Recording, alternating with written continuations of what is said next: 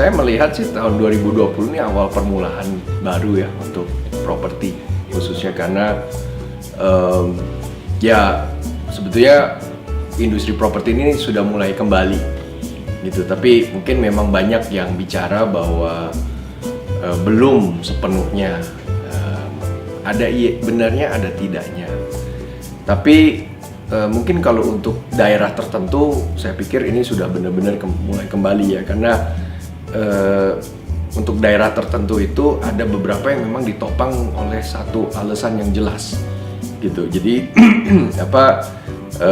kita memang tinggal menunggu ibaratnya tuh makro daripada ekonominya sendiri benar-benar pulih total gitu. Nah itu tentu dengan makroekonominya pulih total, nanti ekonomi itu akan bergerak secara penuh. Nah itu mungkin yang makanya kenapa belum semuanya ya, tapi untuk daerah tertentu ya karena beberapa alasan yang nanti akan saya sebutkan itu sudah mulai kembali seperti itu. Makanya nggak kaget kalau tadi ngelihat developer tertentu juga sudah mulai munculin produk baru.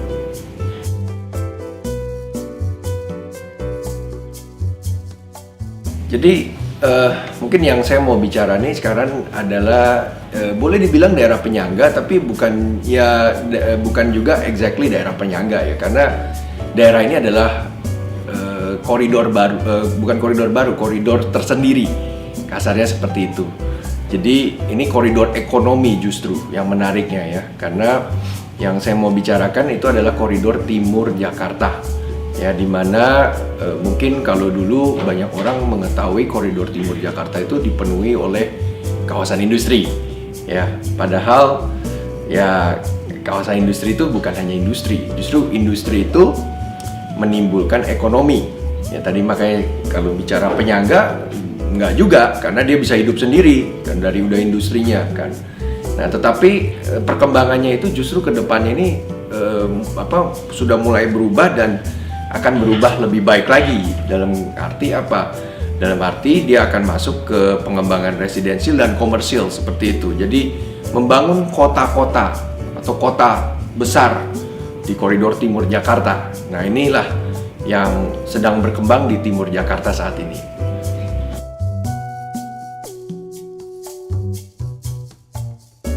Di timur Jakarta itu benar tadi pengembangnya besar-besar, tapi awal mulanya itu dimulai dari industri, termasuk Jababeka sendiri ya. Kita mulai sebuah kawasan industri, ada beberapa yang lain seperti Lipo Cikarang, MM 2100, Delta Mas, tapi ini semua pengembang-pengembang yang saya sebutkan tadi sudah mulai berubah menjadi pengembang residensial komersil dan bahkan mengembangkan kota, ya kan? Nah kemudian ditambah lagi pengembang-pengembang lain seperti Sumarekon, Agung Podomoro, ya Fasanta, Polax, PP Property, Kota Harapan Indah, banyak lagi yang memang mereka beneran pengembang residensial dan komersil. Jadi area ini sudah berubah kiblatnya gitu. Tapi tantangannya apa? Tantangannya masih image daripada industri ini sangat kuat. Dan inilah yang menyebabkan banyak orang tidak mengerti bahwa itu membuat daerah ini ibaratnya dipikir masih kawasan industri, padahal bukan. Dan tadi sudah berubah banyak ya dengan pengembang yang banyak tadi. Dan kemudian sebetulnya kalau bicara kawasan industrinya itu bukan kawasan industri berat, tapi ringan dan menengah. Jadi artinya apa? Kawasan industri ini bukan kawasan industri yang polusi seperti itu. Jadi polusinya sangat minimal ya, dan sangat livable justru ya. Dan inilah yang kita makanya mau sampaikan kepada yang lain.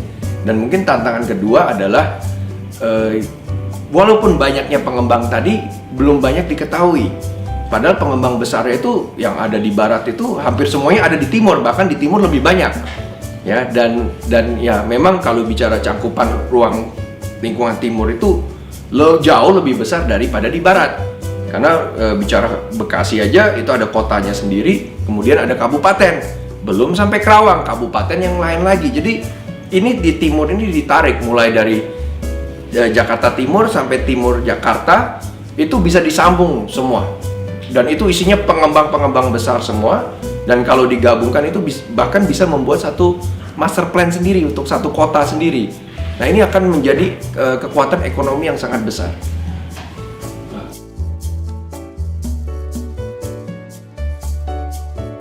Kami dari swasta sendiri atau dari para pengembang, kami juga saling berkoordinasi. Jadi kemarin itu kami sudah meluncurkan yang namanya Komite Timur Jakarta, yang dimana anggotanya waktu kita luncurkan sudah 6. Ya, nah ini semua pengembang besar. Nah, sekarang jumlahnya itu sudah lebih banyak lagi.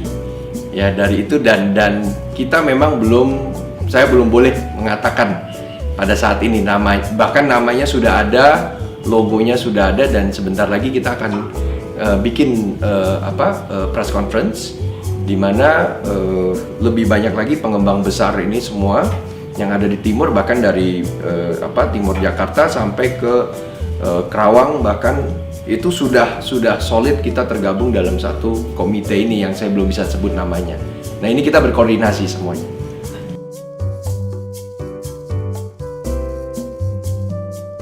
Menariknya daripada industri properti itu apa? Industri properti itu kita nggak bisa terlalu head to head. Ya, beda dengan industri lain, dimana kita beda lokasi aja sedikit itu udah ada perbedaan. Nah, justru yang kita lihat, kita justru banyak sinerginya sama-sama. Nah, tujuannya apa? Tujuannya tentu ya mempromosikan Timur Jakarta tadi, koridor timur itu kita mengembangkan bersama-sama.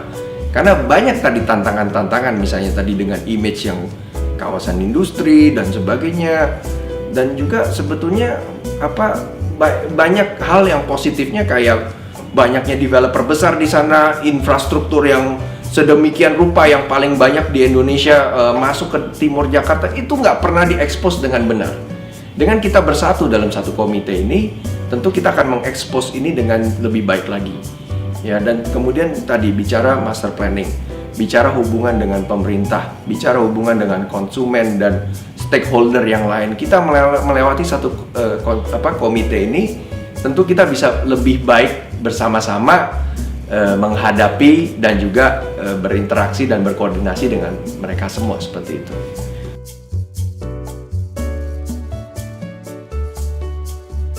Paling tidak ada 10 atau lebih bahkan infrastruktur baru yang akan masuk ke Timur Jakarta, dan itu mulai dari transportasi sampai bandara sampai pelabuhan dan sebagainya, itu masuk ke timur semua. Dan inilah yang mungkin selama ini kurang disadari, kurang diekspos ke pasar atau yang lain seperti itu.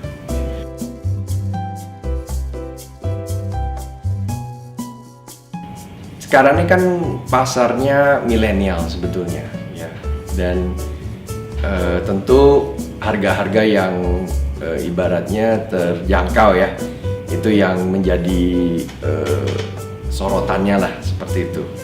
Dan banyak yang mengatakan 1 miliar ke bawah untuk perumahan ataupun apartemen atau apa. Ya, mungkin benar itu yang ini, tapi saya pikir juga pasar yang lain itu tetap ada ya, karena pasar tuh nggak hanya di milenial, pasar itu juga ada di kaum-kaum yang sudah mapan, yang lebih mantap lagi, dan mereka juga tetap mau cari rumah dan sebagainya. Ya, apalagi kalau bicara Timur Jakarta itu marketnya itu adalah banyakkan end user justru. Nah, ini yang menarik, karena kenapa? Karena di sana itu punya ekosistem industri, kawasan industri yang sangat mapan. Ya, jadi di sana itu ada kebutuhan perumahan mulai dari bos-bosnya sampai karyawannya yang menengah dan juga yang ke bawah. Jadi lengkap kalau bicara marketnya. Ya, jadi makanya itu menariknya Timur Jakarta menurut saya.